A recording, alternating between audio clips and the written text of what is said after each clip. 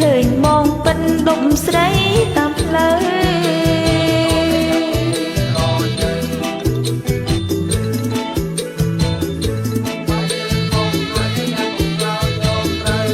ប្រឡាក់ក្រាមក្រហមងើជាប់ក្លិនទឹកអមនោះស្អីទៅ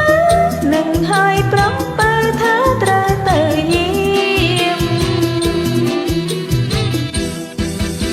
យាមអីទុកចិត្តបានទេមកវិញយកឈើរហូត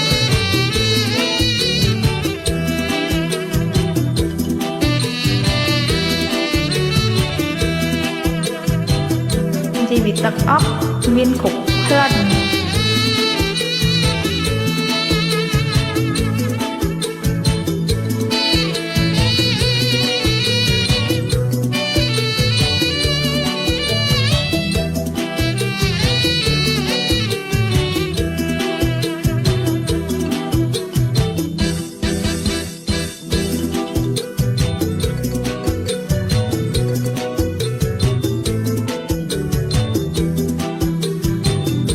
ចូលបងទៅណាទៀតហើយលោកប្តី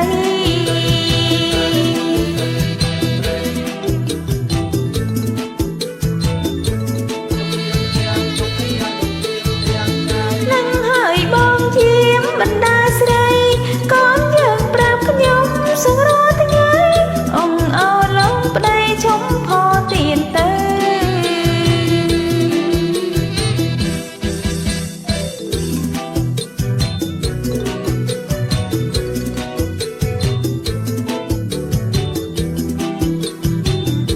មានឃើញมองពិនដុំស្រីតាមផ្លូវ